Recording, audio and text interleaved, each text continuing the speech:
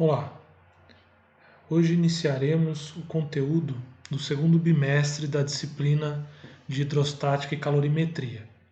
Então, é o conteúdo relacionado à calorimetria e eu vou falar de um pouco mais do que calorimetria, né? A gente vai precisar definir conceitos como temperatura, entender o que é calor e aí conseguir aprofundar os estudos de calorimetria. Falaremos sobre dilatação térmica e primeira lei da termodinâmica. Primeira e provavelmente segunda também. Tá? Essas primeiras notas de aula são relacionadas à temperatura, calor e primeira lei da termodinâmica. Bom, muito bem. Né? Então, primeiro, temperatura. O que é temperatura? É uma grandeza física e uma das 7 grandezas físicas fundamentais do SI, do Sistema Internacional. Em Física 1, vocês trabalharam, né, com algumas outras fundamentais, como massa, cuja unidade é o quilograma, comprimento, cuja unidade é o metro. Então, existem 7 grandezas fundamentais, as outras grandezas são compostas pelas fundamentais, como, por exemplo, velocidade, é metros por segundo. E a temperatura é uma das 7 fundamentais e a unidade de temperatura no SI é o Kelvin, cujo símbolo a gente usa o K maiúsculo, tá? E o que essa grandeza mede, né? As grandezas físicas medem alguma coisa. A temperatura mede o quê? Mede o grau de agitação das partículas de um determinado sistema, ok? Ou de um corpo. Então, está associado ao grau de agitação de partículas, tá? Então, quanto maior a temperatura, mais agitadas vão estar as partículas que compõem um sistema.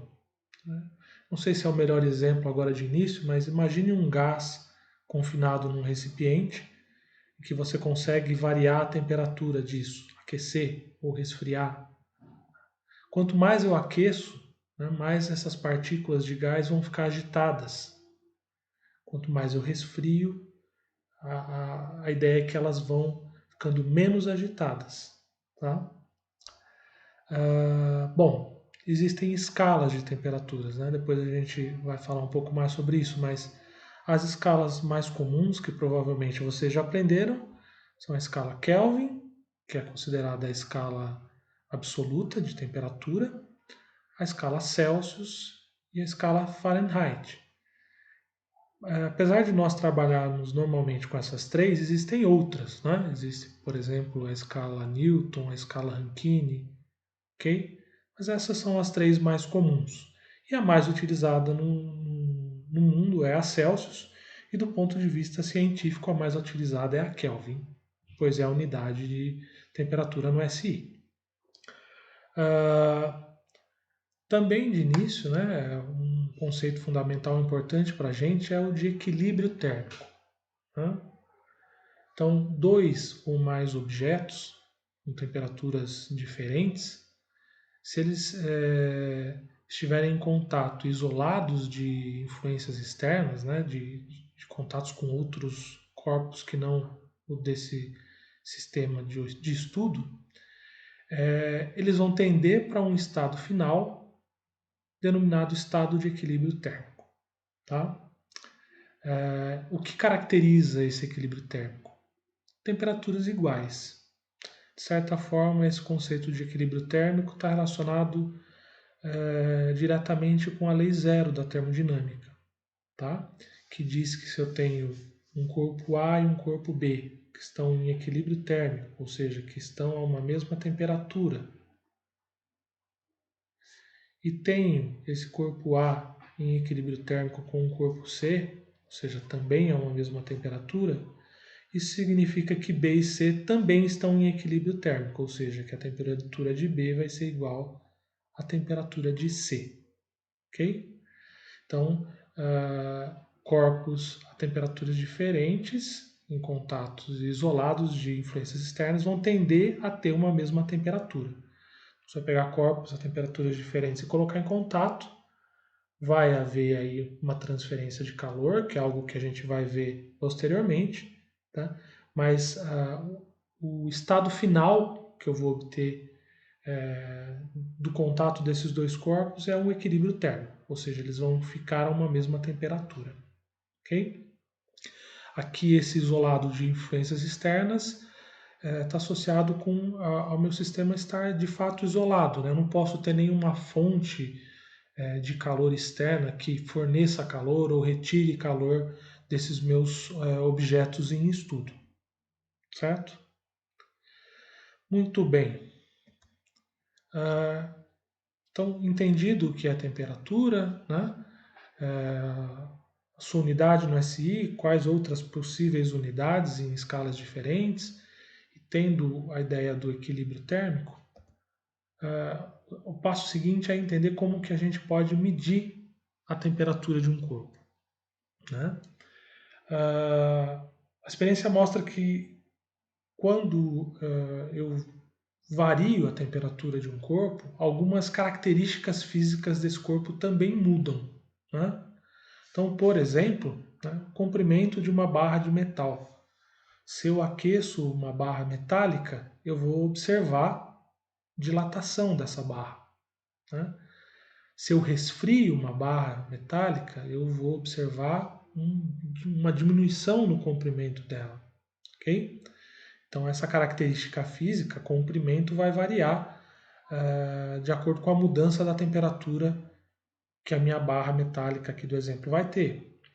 O volume de um líquido também é uma característica que pode mudar de acordo com uma mudança de temperatura a que eu submeta o líquido. Pressão de um gás a um volume constante, então se eu tiver lá um gás num recipiente com um volume pré-determinado e começar a aquecê-lo, a pressão desse gás vai mudar. Se eu resfriá-lo, a pressão também muda. Então são características e propriedades que vão mudar. A cor também, né? Metais, quando aquecidos, mudam de cor, tá? Então essas características físicas que mudam de acordo com a mudança de temperatura são chamadas de propriedades termométricas ou grandezas termométricas, tá? O termômetro ou os termômetros são baseados nessas propriedades, né? As propriedades termométricas. O exemplo mais comum é o termômetro de mercúrio, aquele tradicional, um bulbo de vidro com um filetezinho de mercúrio lá dentro, tá? Então, quando eu aqueço esse termômetro de mercúrio, vai haver uma mudança aqui do comprimento do mercúrio dentro desse bulbo, ok? Então, nesse caso, é o comprimento que está sendo modificado quando eu vario a temperatura, tá? Existem outros tipos de termômetro, né? Então, hoje em dia é bastante comum aquele termômetro que você tem uma mira laser, né, para obter a temperatura de corpos, né? Esses termômetros funcionam através de radiação emitida, tá? Então, de alguma maneira tem uma conexão aqui com a ideia de cor de um corpo que tem por trás também o conceito de radiação, tá? Bom, e as escalas, né? Eu tenho um termômetro, mas esse termômetro pode usar escalas diferentes. A gente viu lá as três principais, Celsius, Kelvin e Fahrenheit. O que, que eu preciso para ter uma escala? Né? O que, que essas escalas têm que permitem que nós a chamemos de escalas termométricas? Então, eu não vou só medir a agitação, mas eu tenho que dar um número para isso, numa determinada escala. Normalmente, para eu ter uma escala, eu vou ter que escolher dois pontos fixos, né? Um dos pontos, geralmente, é o ponto de fusão do gelo, tá? E o outro é o de ebulição da água a uma pressão fixa, no caso, uma pressão atmosférica, tá? Então, depois a gente vai ver lá as mudanças de fase, né? Fusão de gelo para água, água líquida, e ebulição, água para vapor. Ok? Então esses são os pontos fixos. Fixando esses pontos da minha escala, eu vou dividir a diferença entre esses pontos em unidades iguais, tá? Então na escala Celsius, o 0 graus Celsius é o ponto de fusão da água, fusão do gelo, e o segundo ponto, 100 graus Celsius, o de ebulição da água. Na escala Fahrenheit, é 32.212, e na escala Kelvin, 273 e 373. Tá? Depois eu pretendo falar um pouco mais sobre a escala Kelvin, né, que é considerada a escala absoluta, onde o zero absoluto é onde, a princípio, pelo menos em teoria, nós temos as partículas do sistema paradas, né? Já que temperatura mede grau de agitação, ok? Mas depois a gente fala um pouquinho mais especificamente sobre a escala Kelvin, tá?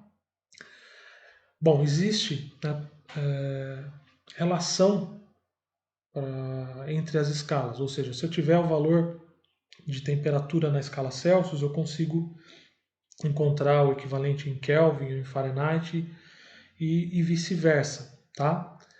Essa relação entre as três escalas, ela é encontrada aí de várias formas na literatura, né? Eu, particularmente, trabalho com ela dessa maneira. Uma igualdade entre as valores de temperaturas nas três escalas. Então, a temperatura em Celsius dividido por 5 vai ser igual a temperatura em Fahrenheit menos 32 dividido por 9 também é igual a temperatura em Kelvin menos 273 dividido por 5. Ok? Então, se eu tiver uma temperatura, por exemplo, em Celsius e quiser obter o valor dela em Fahrenheit, eu trabalho só com essa primeira igualdade. Se eu tenho em Celsius e quero achar em Kelvin, trabalho com essa igualdade das extremidades. E essa é a ideia para as outras possibilidades, ok? Só um exemplo rapidinho aqui, depois a gente vai fazer um exemplo mais específico, mas a temperatura, né, de 0 Kelvin, então uma temperatura em Kelvin de 0 Kelvin, tá? Qual seria o equivalente disso em Celsius? Então eu vou trabalhar com a igualdade ali das extremidades. Tc sobre 5 igual a Tk menos 273 sobre 5. Vejam que esse denominador comum eu posso cortar, tá? Então o Tc vai ser Tk menos 273. O Tk é 0 Kelvin, então vou ficar com uma temperatura em Celsius de menos 273 graus Celsius. Então 0 Kelvin, né, o zero absoluto, que experimentalmente ainda não foi obtido, tá?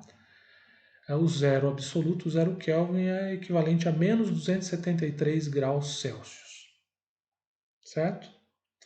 É importante lembrar aqui também, vocês já aprenderam, mas como eu disse, é importante lembrar que quando a gente vai representar temperaturas em escalas que não absoluta, a gente tem que colocar ali o grau e o símbolo da escala. Então, graus Celsius, graus Fahrenheit. Quando é Kelvin, não tem o grau, tá? Uma outra relação importante que vai ser útil para a gente em algumas situações é a de variações de temperatura. Então, isso aqui me permite, essa primeira relação me permite achar o equivalente da temperatura numa escala em outra. Então, um determinado valor, como o 0 Kelvin. Agora, existe uma relação entre variações de temperatura. Tá? Então, uma variação de temperatura na escala Celsius pode ser relacionada com uma variação de temperatura na escala Fahrenheit e com uma variação de temperatura na escala Kelvin. Tá? A ideia, né, de se obter as variações é semelhante à que a gente usou aqui no exemplo. Tá? Lembrem também, né, que uma variação de temperatura, o delta T, variação de temperatura é temperatura final menos temperatura inicial. Ok?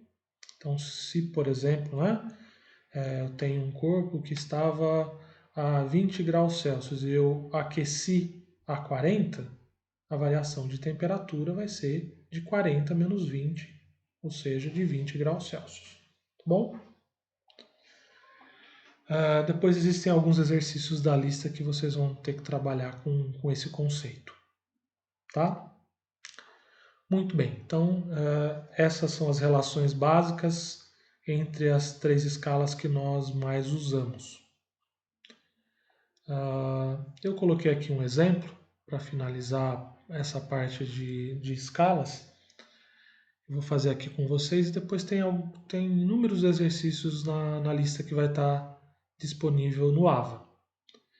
São exercícios, a maioria das vezes, simples, mais para vocês relembrarem como se trabalha com essa transformação. Então, numa tarde de verão, um estudante, ao observar um termômetro, verifica que ele registra 104 graus Fahrenheit. Qual a temperatura correspondente na escala Celsius? Então, o que foi dado ali no enunciado é uma temperatura em Fahrenheit de 104 graus. A escala Fahrenheit não é utilizada na sua maioria nos Estados Unidos, né? Então não é uma escala que é muito comum para a gente. Então 104 graus Fahrenheit, né, se você não conhece a escala, esse valor pode nos enganar, né? Dá a impressão de que é algo extremamente alto. Para transformar isso para algo que a gente consiga visualizar, eu vou usar a relação entre TC e TF, ou seja, TC sobre 5 é igual a TF menos 32 dividido por 9. Veja que o que eu quero isolar agora aqui no caso é a temperatura em Celsius. Foi me dada a temperatura em Fahrenheit e eu quero encontrar o equivalente em Celsius. Poderia ter sido o contrário, eu poderia ter dado uma temperatura em Celsius e pedido a Fahrenheit. A ideia ainda é trabalhar com essa igualdade e isolar o que você quer, ok? Mas aqui no nosso caso, isolando o TC, eu vou ter que ele é igual a 5 vezes o que está aqui, né? 5 vezes TF menos 32 dividido por 9, tá? Algumas vezes vocês podem encontrar algumas fórmulas que já trabalham com esse 5 dividido por 9, que vai dar um valor na forma decimal. Talvez alguns de vocês devam ter visto isso dessa forma, tá? Ou o inverso de 9 sobre 5, que é o que eu tenho aqui também, tá? Mas de qualquer maneira, fazendo essa conta aqui com cuidado, a gente chega num valor de temperatura de 40 graus Celsius, tá? Então é simples, basta que você faça o cálculo com cuidado, ok? Bom, muito bem, aqui a gente finaliza a parte de mudança de escalas, tá? Como eu disse, tem alguns outros exercícios na lista, depois eu vou discutir com vocês também.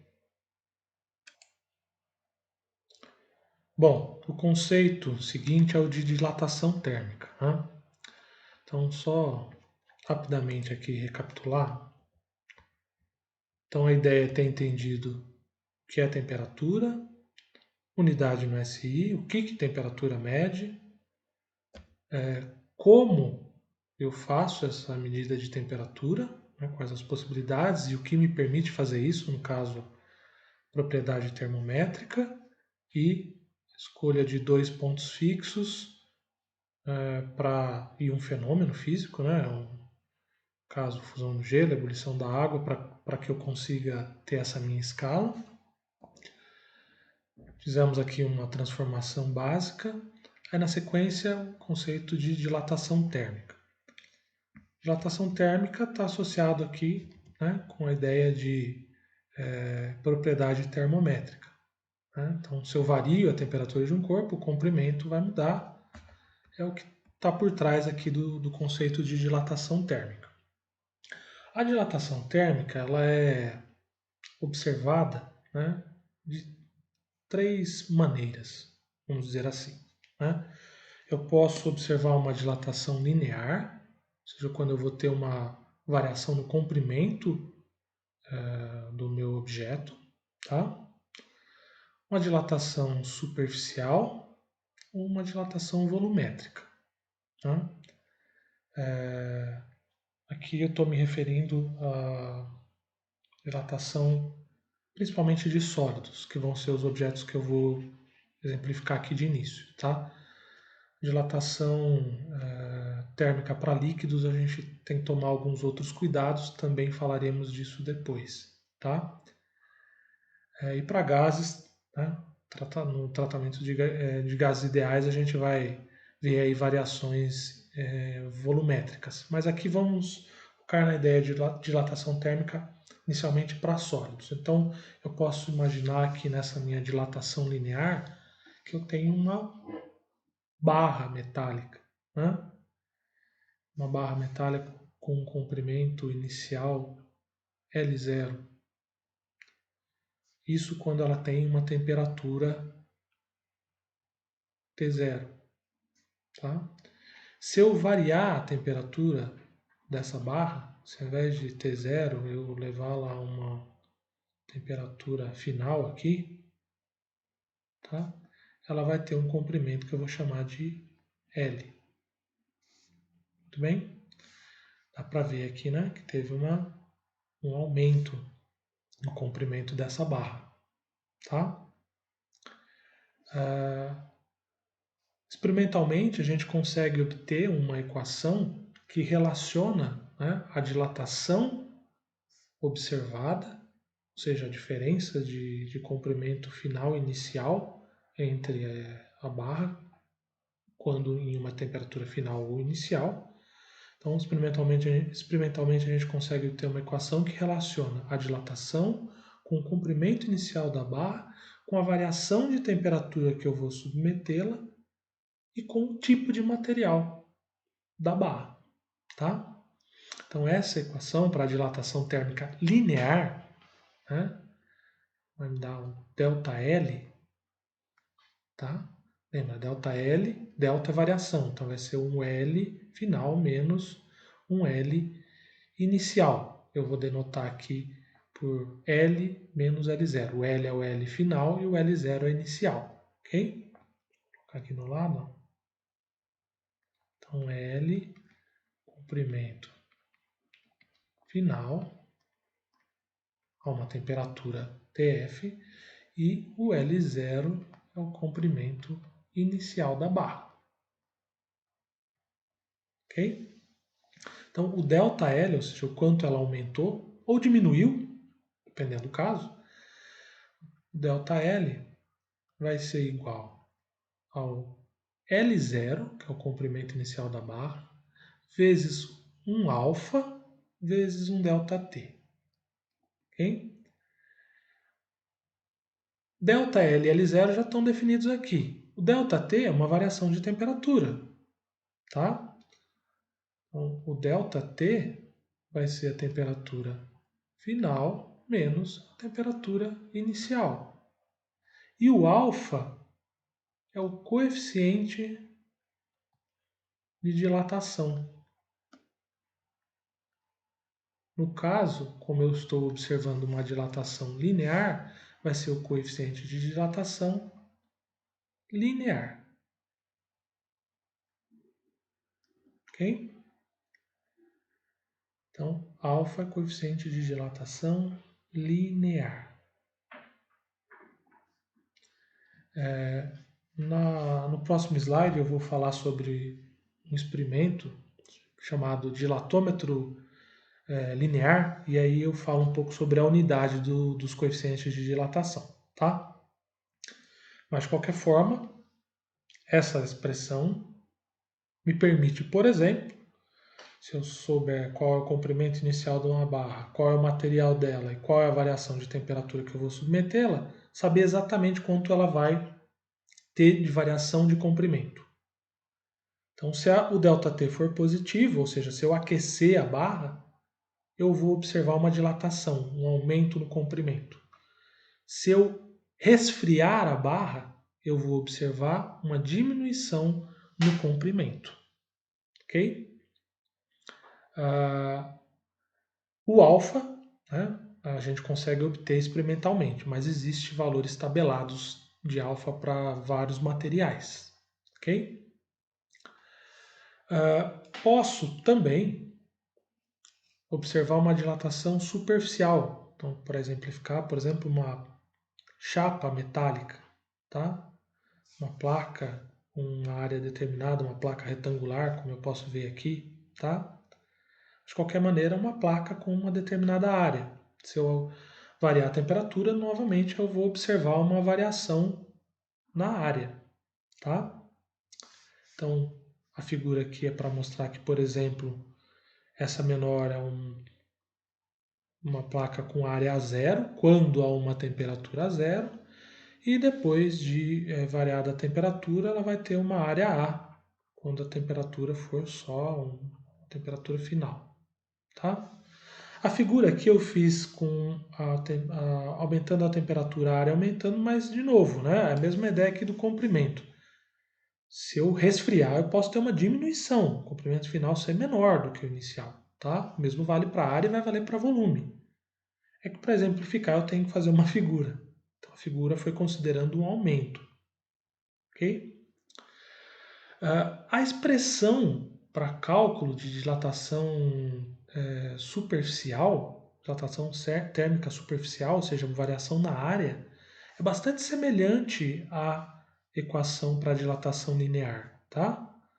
Então, a dilatação, ou seja, a dilatação de área, o aumento que eu vou observar na área, um ΔA, tá?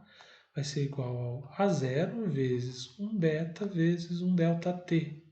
Então vejam, para dilatação linear, ΔL, aumento no comprimento. Superficial, ΔA, aumento na área, ou variação na área. L0, comprimento inicial. A0, área inicial. ΔT, variação de temperatura. Beta, coeficiente de dilatação superficial. Tá? Então, eu não vou colocar todos, né? Novamente aqui a gente vai ficar com um slide muito preenchido, mas, novamente, a analogia é completa, tá? O ΔA, né, nada mais é do que uma área final menos uma área inicial, né? Não preciso do F aqui porque eu chamei só de A, tá bom? O ΔT também, temperatura final menos temperatura inicial. E o beta é o coeficiente de dilatação superficial.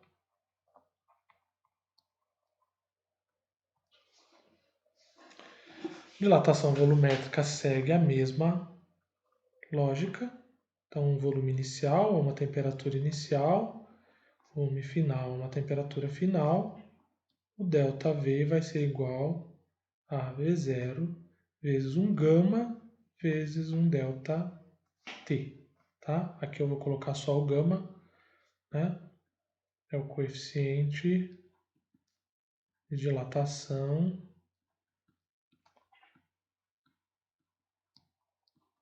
volumétrica. Tá? V0 volume inicial, ΔT variação de temperatura e ΔV volume final menos inicial. Os três coeficientes, né, se relacionam, mesmo porque eles estão associados a um material. Então, se aqui eu tivesse um exemplo com barras de um material, chapas do mesmo material e sólidos do mesmo material, né, eu tenho que ter coeficientes que se relacionam. Então, a relação entre esses coeficientes é de que o beta vai ser igual a 2α, ou seja, o coeficiente de dilatação superficial de um material é igual a 2 vezes o coeficiente de dilatação linear, e o gama é igual a 3α, tá? Então, se eu tiver um dos coeficientes de dilatação, eu consigo obter os outros dois, ok? Uma observação, né? Eu citei exemplos de barras, chapas, sólidos. A princípio, né, toda a dilatação ela é volumétrica, porque mesmo uma barra ela tem um volume, uma placa também, né? Mas é que muitas vezes o formato disso, por exemplo, uma barra metálica, a dilatação preferencialmente vai se dar no volume, no comprimento, desculpa, tá? O mesmo vale para a mesma lógica para uma chapa metálica, né? A dilatação preferencialmente vai se dar na área e não na espessura, ok? Mas de qualquer maneira há uma dilatação volumétrica, porque vai haver uma variação do volume, tá bom? Aquela dilatação que a gente observa num termômetro de mercúrio, né, é uma dilatação linear, tendo em vista que quando eu aqueço o meu termômetro lá de vidro, né, eu não vou, para as variações de temperatura que eu submeto ele, verificar dilatação no vidro, que tem coeficiente de dilatação diferente do mercúrio.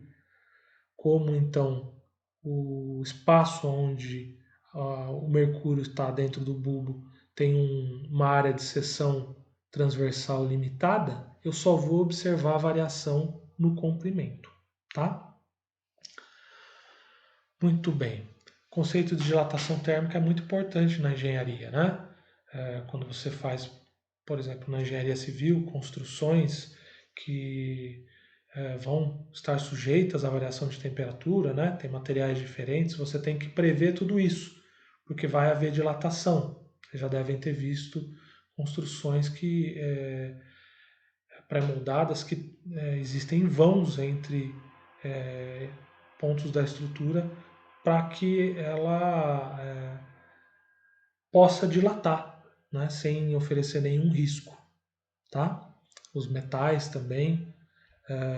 Existem vários exemplos que vocês devem ter visto lá no médio de trilhos de trem que também tem lá vãos para dar conta da dilatação. Caso contrário, eles vão estragar, né? Você vai ter uma deformação do material, tá? E inúmeras outras situações.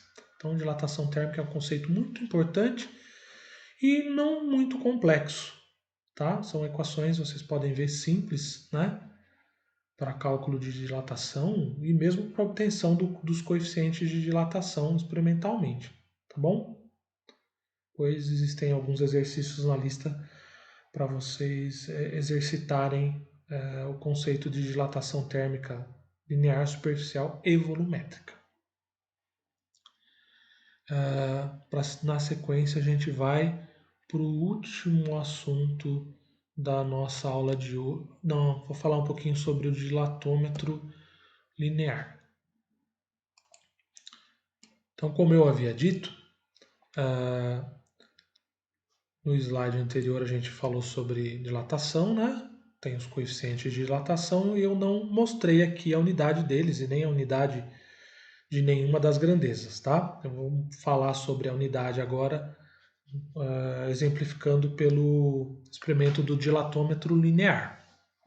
Esse é um experimento que a gente tem no Anchieta, tá? Não sei se nós conseguiremos fazê-lo esse semestre, mas ele é bastante simples. Qual que é a ideia? Esse aparato aqui, né, deixa eu descrever para vocês o que a gente tem. Então, existe aqui uma base com uma escala, tá? Então, eu consigo, através dela, medir o comprimento dessa barra que eu vou colocar aqui em cima. tá? Essa barrinha que está aqui em cima é igual a essas outras duas em dimensões. A única diferença está no material, tá? Então, uma dessas barras, se eu não me engano, essa daqui vai ser de aço, essa é de alumínio e essa outra é de latão, né? Existem alguns outros kits em que a gente ainda tem cobre. Essa barrinha aqui, né, ela é oca, tá? Ela é oca e fechada em uma das extremidades. Então aqui ela é fechada e aqui ela é aberta, tá? Então essa barrinha eu vou colocar aqui nesse suporte, ela vai ficar fixa, tá? Desse lado aqui, ó, eu tenho a extremidade aberta dela. Eu vou conectá-la a uma mangueira.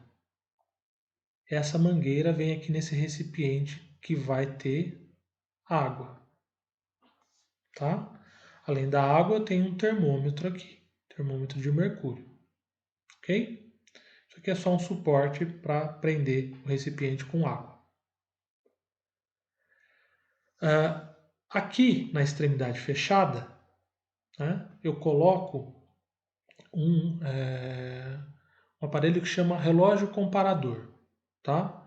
Então é um reloginho, tem uma ponteira aqui que vai ficar em contato com a extremidade da barra, tá? E quando eu encosto o dedo no ponteiro do relógio comparador, o que ele vai me dar é exatamente o quanto eu estou empurrando. Então ele me dá uma medida de comprimento. Se eu empurro, ele diz o quanto eu empurro. Então, para que ele vai ficar aqui na extremidade da barra? Para quando a barra dilatar, eu conseguir observar exatamente quanto ela dilata, quanto de aumento ela vai ter. Ok? São pouquíssimos, frações de milímetros que eu vou observar. E esse cara tem precisão para isso. Tá? Bom, então o aparato é mais ou menos esse. Então a ideia vai ser ligar isso aqui, né, numa chama. Eu vou esquentar isso aqui, aquecer. A água vai evaporar. Eu vou ver a temperatura em que ela vai estar evaporando, próximo de 98 graus Celsius, tá? O vapor de água vai percorrer essa mangueira, vai aquecer a minha barra metálica, que vai dilatar. E aí eu vou conseguir medir a dilatação. Então, veja, o que eu tenho controle? Eu vou ter, né, o que eu consigo observar medindo. Tá? Quais as observações que eu faço nesse experimento? Bom, temperatura inicial é a temperatura ambiente. A temperatura final é a temperatura com que a água vai evaporar, algo próximo de 98, que é o que vai mostrar lá no termômetro de mercúrio de vocês. Tá? O comprimento inicial da barra eu tenho. É algo que eu sei, eu vou lá e tiro a medida inicialmente. O delta L é o que eu vou observar, ou seja, a dilatação, né, da minha barra, que é o L final menos L inicial, é algo que eu observo no relógio comparador. Tá? Então isso significa que lá da minha equação inicial para dilatação linear, que era ΔL igual a L0 vezes alfa vezes ΔT, veja que eu sei o comprimento inicial, sei a dilatação, medi a dilatação com o relógio comparador, consigo calcular o ΔT, que é a temperatura final menos inicial, então isso significa que eu vou conseguir determinar o valor do alfa.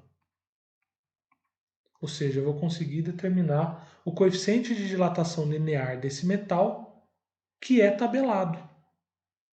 Tá? E comparar experimentalmente o que eu obtive com esse valor tabelado. Se eu fiz o experimento cuidadosamente, eu vou chegar num valor muito próximo do real. Okay? Se eu isolar o alfa na minha equação ali de cima, na primeira equação, eu vou ter que o alfa vai ser igual a ΔL sobre L0 vezes ΔT. Tá? Bom, vejam, ponto de vista de unidade, né? ΔL e L0 são comprimentos. Eu não preciso necessariamente trabalhar com esses comprimentos no SI, né? Basta que eles estejam no mesmo sistema de unidade. Como o ΔL medido num relógio comparador como o que nós temos é da ordem de milímetros, eu posso colocar o comprimento da barra inicialmente em milímetros, porque as unidades vão se cancelar, tá? Vai sobrar o que de unidade no final? 1 dividido por uma unidade de variação de temperatura, tá? Então vai sobrar 1 por Kelvin, por exemplo, que é equivalente a Kelvin a menos 1 como representação, tá? Lembra? É só usar a propriedade de potência. 1 sobre K é a mesma coisa que K menos 1, tá? Lá dos exercícios de variação de temperatura que vocês vão fazer, né? Uma variação de temperatura em Celsius, vocês vão observar que é igual a uma variação de temperatura em Kelvin. Portanto, é mais comum vocês encontrarem a unidade do alfa como graus Celsius a menos 1, tá? Porque uma variação de temperatura em Celsius, ou seja, graus Celsius a menos 1 é igual a um Kelvin a menos 1, porque ambos tratam de variação de temperatura, ok?